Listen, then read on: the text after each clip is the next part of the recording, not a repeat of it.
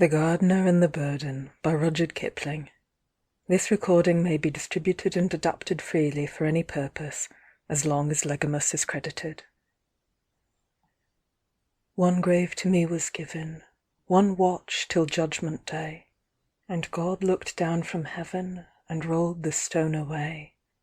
One day in all the years, 1 hour in that one day, His angel saw my tears and rolled the stone away. Everyone in the village knew that Helen Turrell did her duty by all her world, and by none more honourably than by her only brother's unfortunate child. The village knew, too, that George Turrell had tried his family severely since early youth, and were not surprised to be told that, after many fresh starts given and thrown away, he, an inspector of Indian police, had entangled himself with the daughter of a retired non-commissioned officer, and had died of a fall from a horse a few weeks before his child was born. Mercifully, George's father and mother were both dead, and though Helen, 35 and independent, might well have washed her hands of the whole disgraceful affair, she most nobly took charge, though she was, at the time, under threat of lung trouble which had driven her to the south of France. She arranged for the passage of the child and a nurse from Bombay, met them at Marseilles, nursed the baby through an attack of infantile dysentery due to the carelessness of the nurse, whom she had had to dismiss, and at last, thin and worn but triumphant, brought the boy late in the autumn, wholly restored, to her Hampshire home. All these details were public property, for Helen was as open as the day, and held that scandals are only increased by hushing them up. She admitted that George had always been rather a black sheep, but things might have been much worse if the mother had insisted on her right to keep the boy. Luckily, it seemed that people of that class would do almost anything for money, and, as George had always turned to her in his scrapes, she felt herself justified, her friends agreed with her, in cutting the whole non-commissioned officer connection, and giving the child every advantage.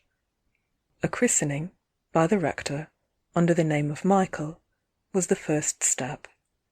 So far as she knew herself, she was not, she said, a child-lover, but, for all his faults, she had been very fond of George, and she pointed out that little Michael had his father's mouth to a line, which made something to build upon. As a matter of fact, it was the Turrell forehead, broad, low, and well-shaped, with the widely spaced eyes beneath it, that Michael had most faithfully reproduced. His mouth was somewhat better cut than the family type, but Helen, who would concede nothing good to his mother's side, vowed he was a Turrell all over, and, there being no one to contradict, the likeness was established. In a few years Michael took his place, as accepted as Helen had always been, fearless, philosophical, and fairly good-looking.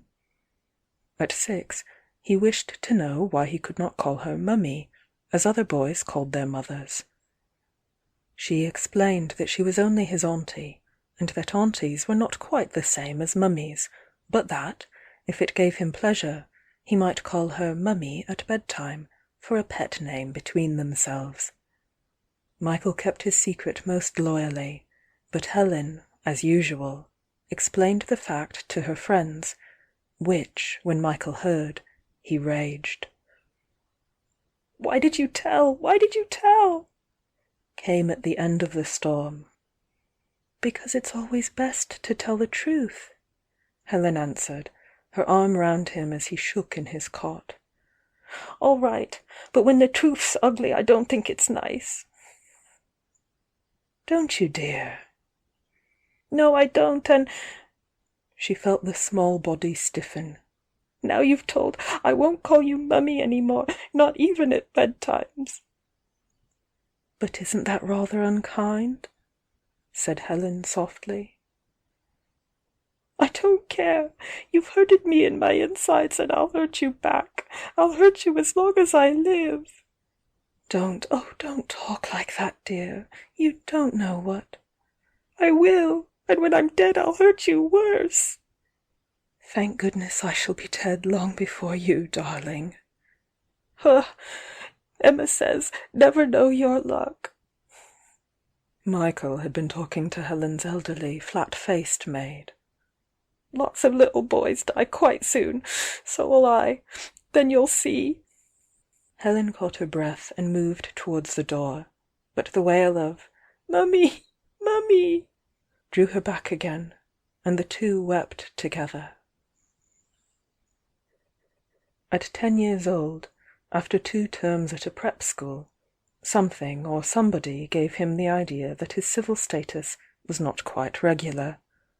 He attacked Helen on the subject, breaking down her stammered defences with the family directness. "Don't believe a word of it," he said cheerily at the end. "People wouldn't have talked like they did if my people had been married. But don't you bother, Auntie. I found out all about my sort in English history and the Shakespeare bits. There was William the Conqueror to begin with, and heaps more, and they all got on first rate. 'Twon't make any difference to you, my being that, will it?" "As if anything could—" she began. "All right, we won't talk about it any more if it makes you cry." He never mentioned the thing again of his own will, but when, 2 years later, he skilfully managed to have measles in the holidays, as his temperature went up to the appointed 104, he muttered of nothing else, till Helen's voice, piercing at last his delirium, reached him with assurance that nothing on earth or beyond could make any difference between them. The terms at his public school and the wonderful Christmas, Easter, and summer holidays followed each other, variegated and glorious as jewels on a string, and as jewels Helen treasured them. In due time Michael developed his own interests, which ran their courses and gave way to others, but his interest in Helen was constant and increasing throughout. She repaid it with all that she had of affection or could command of counsel and money, and since Michael was no fool, the war took him just before what was like to have been a most promising career. He was to have gone up to Oxford, with a scholarship, in October. At the end of August he was on the edge of joining the first holocaust of public school boys who threw themselves into the line, but the captain of his OTC, where he had been sergeant for nearly a year, headed him off and steered him directly to a commission in a battalion so new that half of it still wore the old army red, and the other half was breeding meningitis through living overcrowdedly in damp tents. Helen had been shocked at the idea of direct enlistment. "But it's in the family," Michael laughed. "You don't mean to tell me that you believed that old story all this time?" said Helen. Emma, her maid, had been dead now several years. "I gave you my word of honour, and I give it again, that it's all right. It is indeed." "Oh, that doesn't worry me. It never did," he replied valiantly. "What I meant was I should have got into the show earlier if I'd enlisted, like my grandfather." "Don't talk like that. Are you afraid of its ending so soon, then?" "No such luck. You know what Kay says?" "Yes, but my banker told me last Monday it couldn't possibly last beyond Christmas, for financial reasons." "Hope he's right, but our colonel, and he's a regular, says it's going to be a long job." Michael's battalion was fortunate in that, by some chance which meant several leaves, it was used for coast defence among shallow trenches on the Norfolk coast, thence sent north to watch the mouth of a Scotch estuary, and, lastly, held for weeks on a baseless rumour of distant service.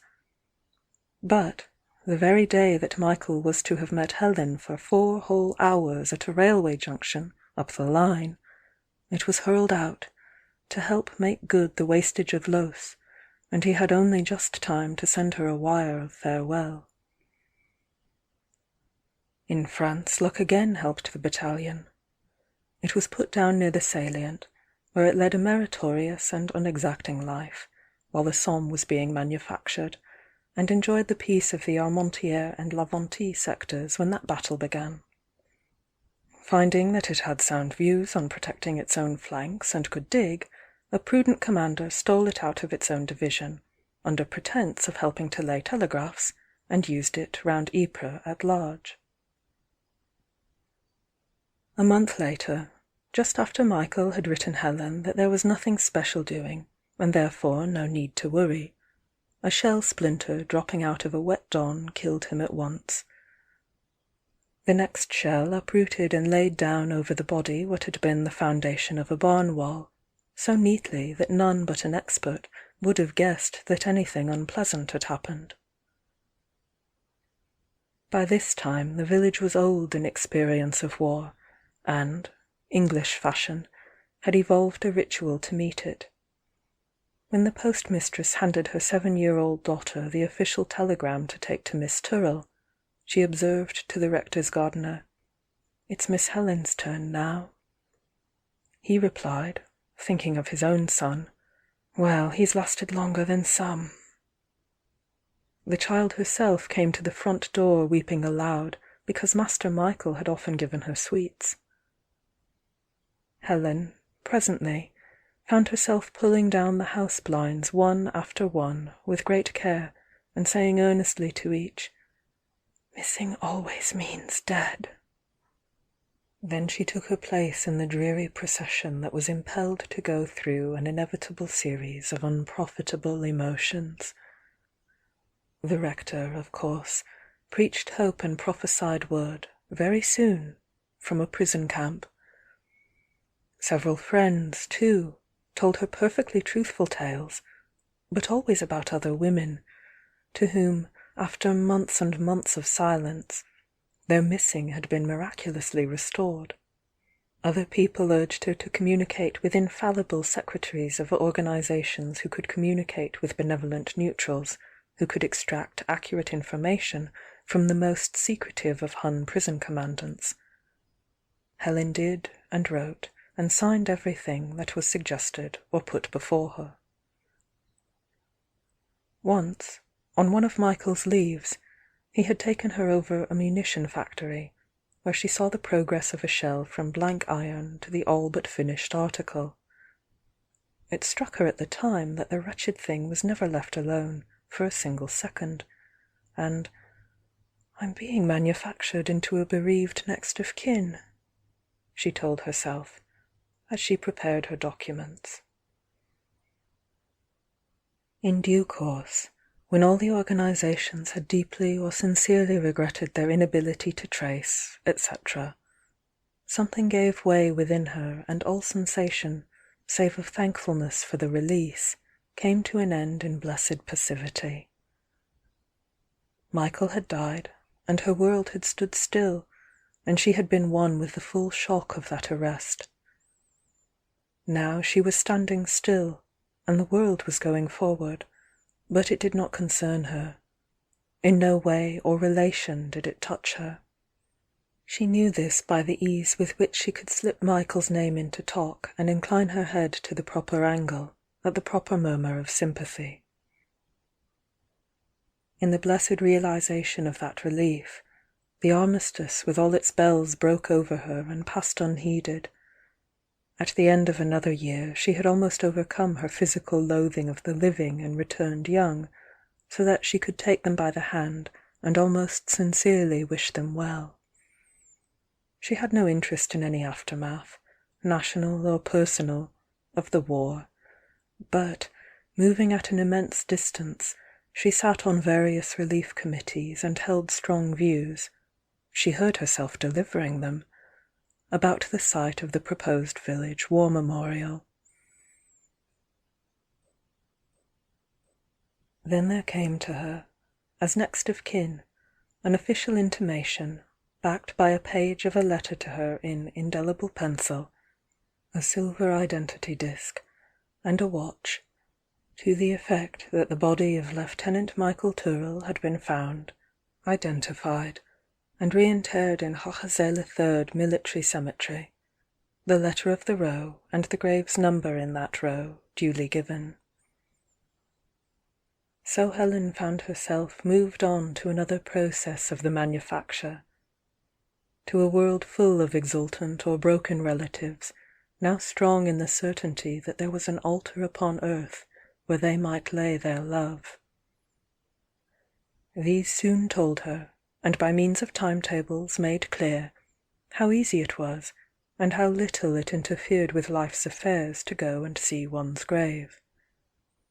So different, as the rector's wife said, if he'd been killed in Mesopotamia or even Gallipoli.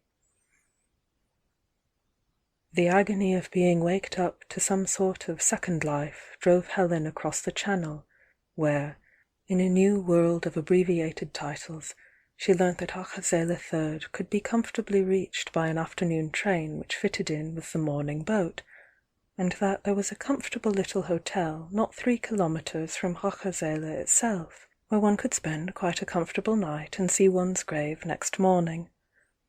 All this she had from a central authority who lived in a board and tar paper shed on the skirts of a raised city full of whirling lime dust and blown papers. "By the way," said he, "you know your grave, of course?" "Yes, thank you," said Helen, and showed its row and number typed on Michael's own little typewriter.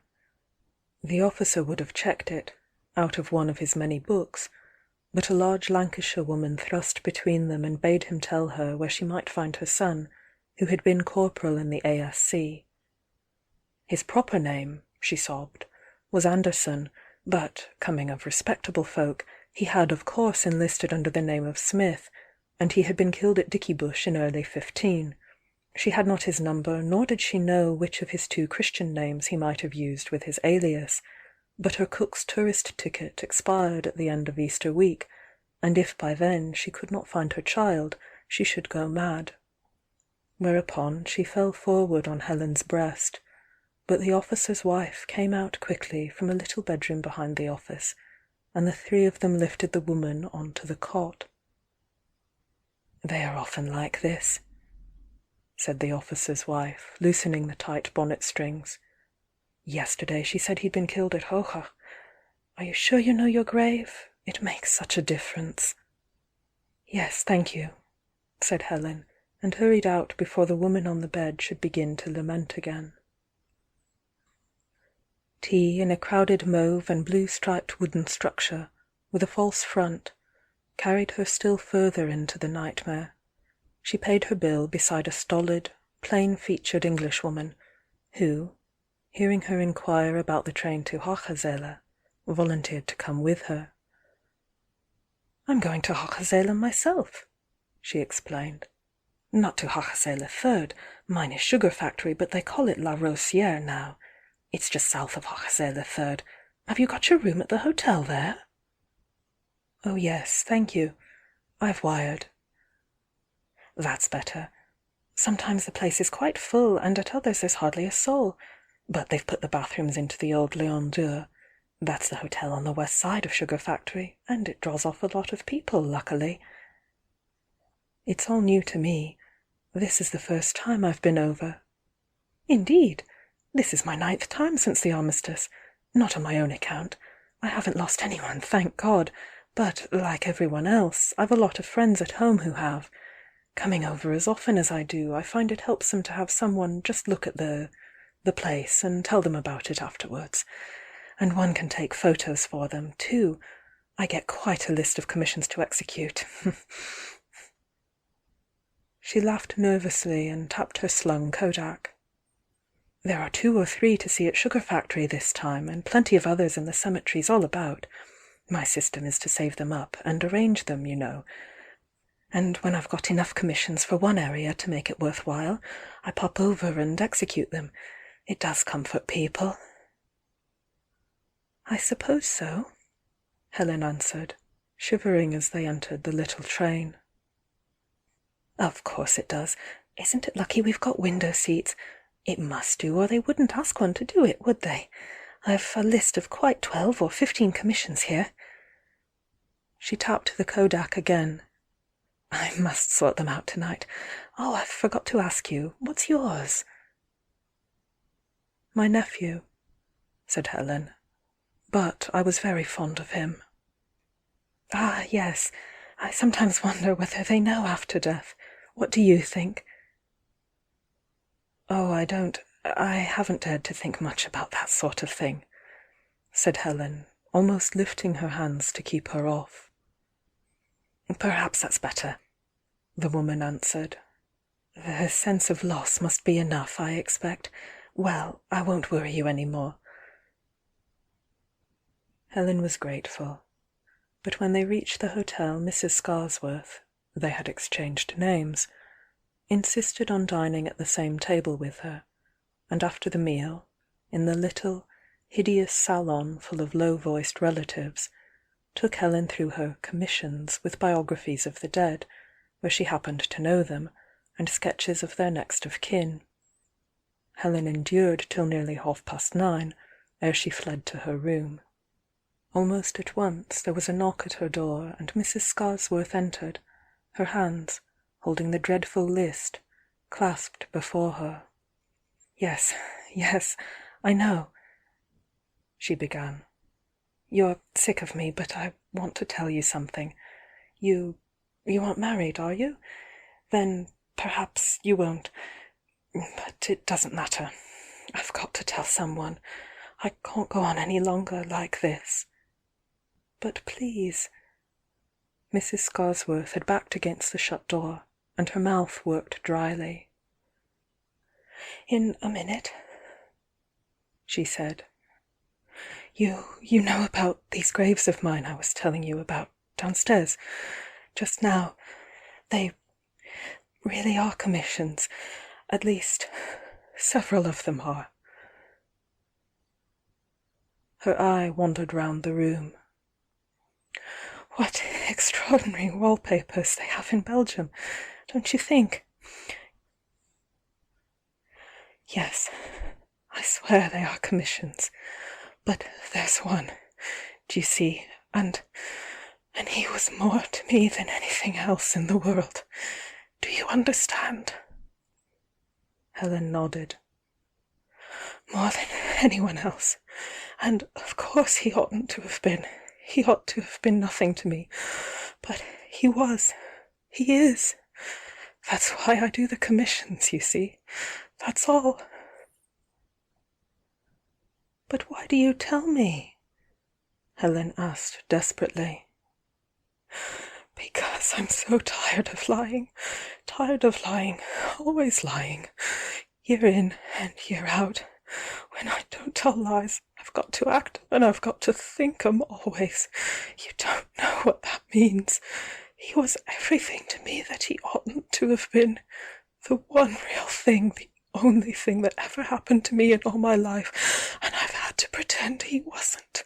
I've had to watch every word I said and think out what lie I'd tell next for years and years."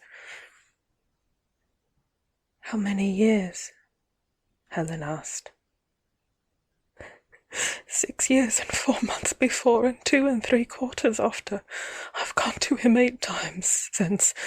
Tomorrow will make the 9th, and I can't go to him again with nobody in the world knowing. I want to be honest with someone before I go. Do you understand that it isn't worthy of him? So I had to tell you. I can't keep it up any longer. Oh, I can't." She lifted her joined hands almost to the level of her mouth and brought them down sharply, still joined, to full arm's length below her waist. Helen reached forward, caught them, bowed her head over them, and murmured, "Oh, my dear, my—" Mrs. Scarsworth stepped back, her face all mottled. "My God," said she, "is that how you take it?"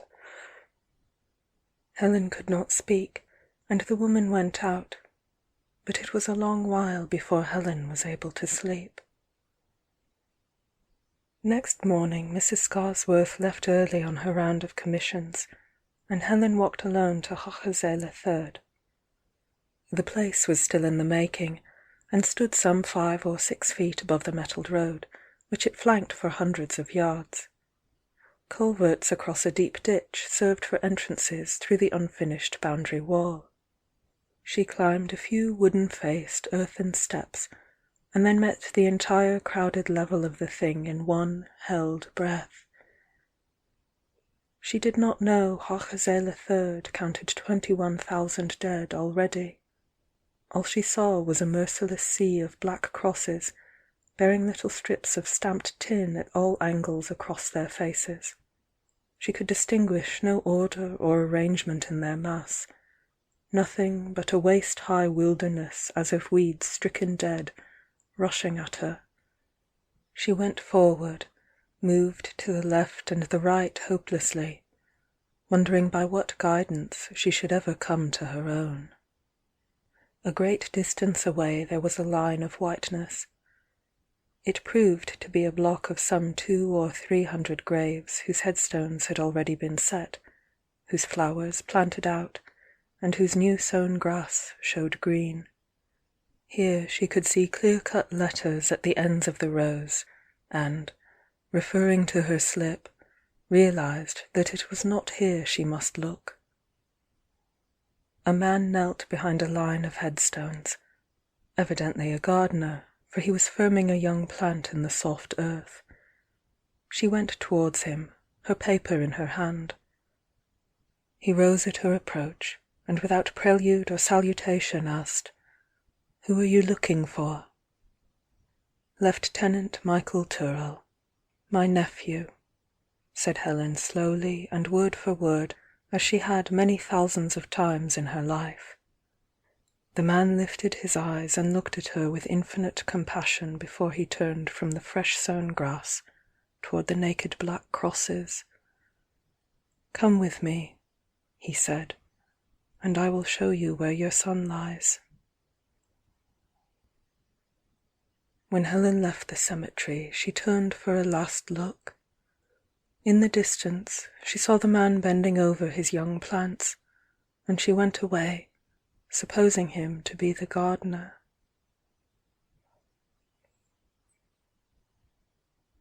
One grief on me is laid, each day of every year, wherein no soul can aid, whereof no soul can hear, whereto no end is seen, except to grieve again. Ah, Mary Magdalene, where is there greater pain? To dream on dear disgrace each hour of every day, to bring no honest face to aught I do or say, to lie from morn till e'en, to know my lies are vain. Ah, Mary Magdalene, where can be greater pain? To watch my steadfast fear attend my every way, each day of every year, each hour of every day, to burn and chill between, to quake and rage again. Ah, Mary Magdalene, where shall be greater pain? One grave to me was given, to guard till judgment day, but God looked down from heaven and rolled the stone away. One day of all my years, 1 hour of that one day, His angel saw my tears, and rolled the stone away. End of The Gardener and the Burden by Rudyard Kipling. For more information, or to volunteer, please visit legamus.eu. Thank you for listening.